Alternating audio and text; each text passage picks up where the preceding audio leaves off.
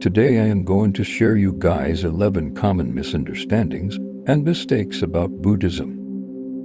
People believe many things about Buddhism that simply are incorrect. They think Buddhists want to get enlightened so they can be blissed out all the time. If something bad happens to you, it's because of something you did in a past life. Everybody knows that Buddhists have to be vegetarians. Unfortunately, much of what everybody knows about Buddhism isn't true. Explore these common but mistaken ideas many people in the West have about Buddhism. Number 1. Buddhism teaches that nothing exists. Many diatribes are written opposing the Buddhist teaching that nothing exists. If nothing exists, the writers ask, who is it that imagines something does exist? However, Buddhism does not teach that nothing exists. It challenges our understanding of how things exist. It teaches that beings and phenomena have no intrinsic existence. But Buddhism does not teach there is no existence at all. The nothing exists folklore mostly comes from a misunderstanding of the teaching of Anatta and its Mahayana extension, Shunyata. But these are not doctrines of known existence. Rather, they teach that we understand existence in a limited, one-sided way. Number 2. Buddhism teaches we're all one. Everyone's heard the joke about what the Buddhist monk said to a hot dog vendor, "Make me one with everything." Doesn't Buddhism teach we are one with everything? In the Mahanidana Sutta, the Buddha taught that it was incorrect to say that the self is finite, but it is also incorrect to say that the self is infinite. In this sutra, the Buddha taught us not to hold on to views about whether the self is this or that. We fall into the idea that we individuals are component parts of one thing, or that our individual self is false and only an infinite self, that is, everything is true. Understanding the self requires going beyond concepts and ideas. Number 3. Buddhists believe in reincarnation. If you define reincarnation as the transmigration of a soul into a new body after the old body dies, then no, the Buddha did not teach a doctrine of reincarnation. For one thing, he taught there was no soul to transmigrate. However, there is a Buddhist doctrine of rebirth. According to this doctrine, it is the energy or condition created by one life that is reborn into another, not a soul. The person who dies here and is reborn elsewhere is neither the same person nor another. Theravada Sparava Polaruhula. However, you don't have to believe in rebirth to be a Buddhist. Many Buddhists are agnostic on the matter of rebirth. Number 4. Buddhists are supposed to be vegetarians. Some schools of Buddhism do insist on vegetarianism, and I believe all schools encourage it. But in most schools of Buddhism, vegetarianism is a personal choice, not a commandment.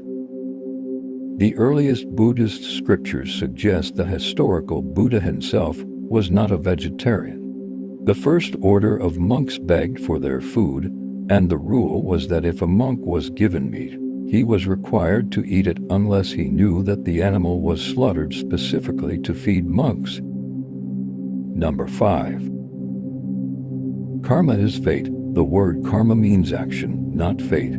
In Buddhism, karma is an energy created by willful action, through thoughts, words, and deeds. We are all creating karma every minute, and the karma we create affects us every minute. It's common to think of my karma as something you did in your last life that seals your fate in this life. But this is not Buddhist understanding. Karma is an action, not a result. The future is not set in stone. You can change the course of your life right now by changing your volitional acts and self-destructive patterns. Number 6. Karma punishes people who deserve it. Karma is not a cosmic system of justice and retribution. There is no unseen judge pulling the strings of karma to punish wrongdoers. Karma is as impersonal as gravity. What goes up does come down. What you do is what happens to you. Karma is not the only force that causes things to happen in the world. If a terrible flood wipes out a community, don't assume karma somehow brought about a flood or that the people in the community deserved to be punished for something. Unfortunate events can happen to anybody, even the most righteous. That said, karma is a strong force that can result in a generally happy life or a generally miserable one. Number 7. Enlightenment is being blissed out all the time. People imagine that getting enlightened is like flipping a happy switch, and that one goes from being ignorant and miserable to being blissful and serene in one big technicolor aha moment. The Sanskrit word often translated as enlightenment actually means awakening. Most people awaken gradually, often imperceptibly, over a long period of time. Or they awaken through a series of opening experiences, each one revealing just a little more, but not the whole picture. Even the most awakened teachers are not floating around in a cloud of bliss. They still live in the world, ride on buses, catch cold, and run out of coffee sometimes. Number 8. Buddhism teaches that we're supposed to suffer. This idea comes from a misreading of the first noble truth, often translated life is suffering. People read that and think Buddhism teaches that life is always miserable. I don't agree. The problem is that the Buddha, who didn't speak English, didn't use the English word suffering. In the earliest scriptures, we read that he said life is dukkha. Dukkha is a Pali word that contains many meanings. It can mean ordinary suffering, but it can also refer to anything that is temporary, incomplete, or conditioned by other things. So even joy and bliss are dukkha because they come and go. Some translators use stressful or unsatisfactory in place of suffering for dukkha. Number 9. Buddhism is not a religion. Buddhism is not a religion. It's a philosophy. Or, sometimes, it's a science of mind. Well, yes. It's a philosophy. It's a science of mind if you use the word science in a very broad sense.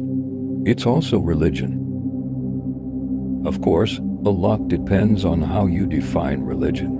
People whose primary experience with religion tend to define religion in a way that requires belief in gods and supernatural beings. That is a limited view. Even though Buddhism does not require belief in God, most schools of Buddhism are highly mystical, which puts it outside the bounds of simple philosophy. Number 10. Buddhists worship the Buddha. The historical Buddha is considered to have been a human being who realized enlightenment through his own efforts. Buddhism also is non-theistic. The Buddha did not specifically teach there were no gods, just that believing in gods was not useful to realizing enlightenment. Buddha also represents enlightenment itself and also Buddha nature, the essential nature of all beings. The iconic image of the Buddha and other enlightened beings are objects of devotion and reverence, but not as gods. Number 11. Buddhists avoid attachments, so they can't have relationships. When people hear that Buddhists practice non-attachment, they sometimes assume it means Buddhists can't form relationships with people, but that's not what it means. At the basis of attachment is a self-other dichotomy, a self to attach and an other to attach to. We attach to things out of a sense of incompleteness and neediness. But Buddhism teaches the self-other dichotomy is an illusion, and that ultimately nothing is separate. When one intimately realizes this, there is no need for attachment. But that doesn't mean Buddhists cannot be in close and loving relationships. Thank you, everyone. These are the common misunderstandings and mistakes about Buddhism. Please subscribe my channel Pro and please leave a comment.